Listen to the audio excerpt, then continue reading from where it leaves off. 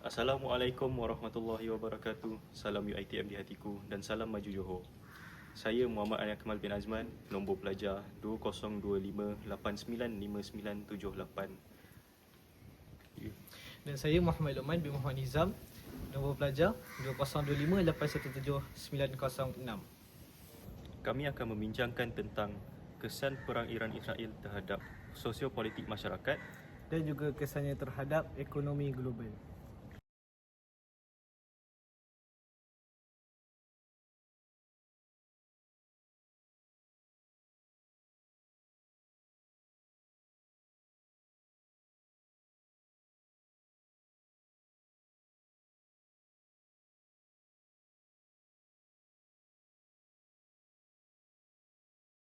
Baiklah, kita bergerak kepada kesan sosiopolitik terhadap masyarakat tempatan dan masyarakat negara.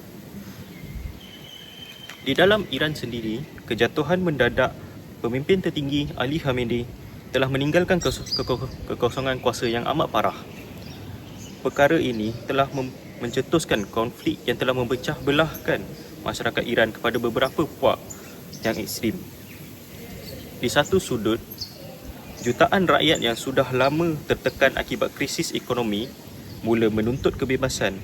Di sudut yang lain pula, sentimen nasionalisme dan duka keagamaan telah mencetuskan gelombang kemarahan anti-barat yang sangat luar biasa. Seterusnya, kita bergerak kepada kesan kepada sosiopolitik di negara-negara Teluk Arab pula. Bagi rakyat-rakyat di negara Teluk Arab, mereka tersedar dalam sebuah realiti baru yang menakutkan. Serangan balas Iran menggunakan drone dan peluru berpandu telah melumpuhkan kehidupan seharian di teluk tersebut. Lebih 80% serangan balas Iran menyasar infrastruktur awam di negara jiran seperti UAE, Kuwait dan Bahrain. Perkara ini telah memusnahkan loji penapisan air, lapangan terbang dan pusat-pusat bandar mereka, dan perkara ini menakutkan rakyat tempatan.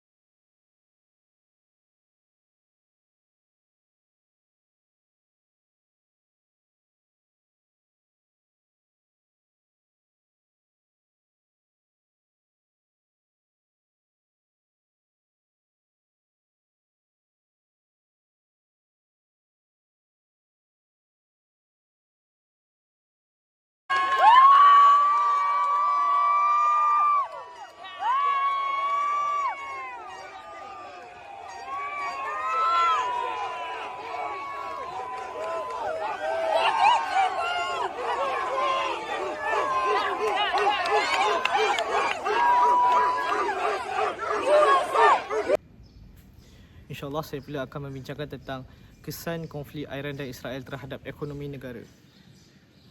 Antara kesan yang paling ketara kita dapat lihat adalah kelonjakan harga minyak yang tidak terkawal. Hal ini kerana Iran dapat mengawal Selat Hormuz, iaitu yang merupakan koridor terpenting dunia yang terletak di antara Iran dan Oman, menggabungkan Teluk Parsi dengan Teluk Oman. Setiap hari, hampir 20% daripada minyak dunia melalui selat sempit ini. Dalam masa perang, Iran boleh meletakkan periuk api, merampas kapal atau menembak terus ke arah kapal tangki. Akibatnya, bekalan minyak antarabangsa serta-merta dapat disekat. Tiada negara lain yang boleh menggantikan sejumlah besar itu dalam masa yang singkat. Apabila bekalan terputus, harga minyak mentah dunia akan melonjak ke paras tidak lagi yang pernah berlaku. Pakar ekonomi meramalkan USD 150 hingga 200 USD setong Sebagai perbandingan, semasa perang Ukraine, harga mencecah USD 130 setong. Dan dunia pun sudah bergolak. Kali ini boleh jadi lebih teruk. Kerana di Malaysia, walaupun ada subsidi, kerajaan tidak mampu mengekalkan harga RON 95 jika harga pasaran dunia terlampau tinggi. Rakyat mungkin melihat harga naik 2 atau 3 kali ganda daripada harga yang asal. Minyak bukan sahaja penting untuk kenderaan, ia adalah darah kepada industri. Plastik, baja, ubat-ubatan, pakaian, malah alat elektronik semuanya menggunakan minyak atau gas asli. Apabila minyak mahal, kos pengangkutan kapal dan lori melambung. Akibatnya barang keperluan harian seperti beras, makanan, gula, susu tepung dan sayur-sayuran import akan naik harga secara drastik. Inflasi akan menular ke seluruh dunia. Negara pengimport minyak seperti China, India dan Jepun dan Kesatuan Eropah akan mengalami kemeselatan. Satu lagi, ada yang berkata negara maju. Bagi Malaysia, walaupun kita pengeluar minyak, kita masih mengimport sejumlah produk petroleum seperti diesel dan minyak mentah tertentu. Apabila harga dunia naik, subsidi kerajaan meletup. Tahun 2022 sahaja, subsidi petroleum Malaysia mencecah 80 bilion ringgit. Jika perang Iran dan Israel diteruskan, subsidi boleh mencecah lebih daripada 150 bilion ringgit yang mustahil ditanggung.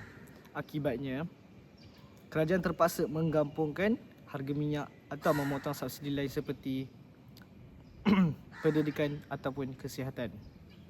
Rakyat biasa akan merasai kesan berganda, minyak mahal dan barang mentah harga naik.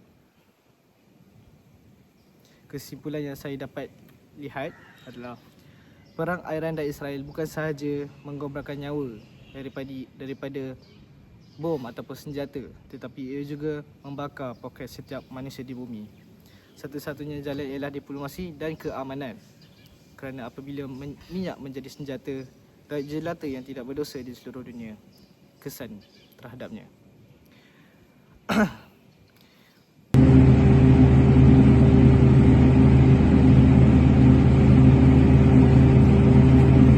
خطية حاصروا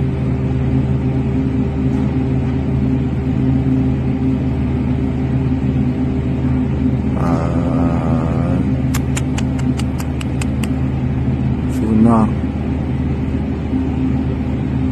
طبعا هذا من سفينتين مو وحده ولد.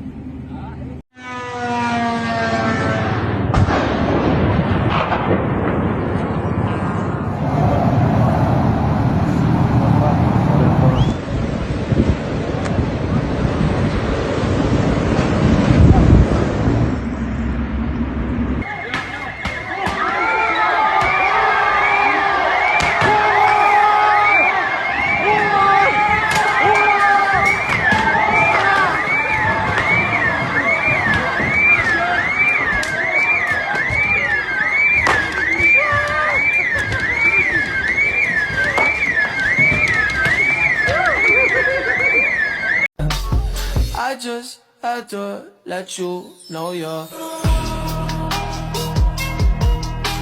She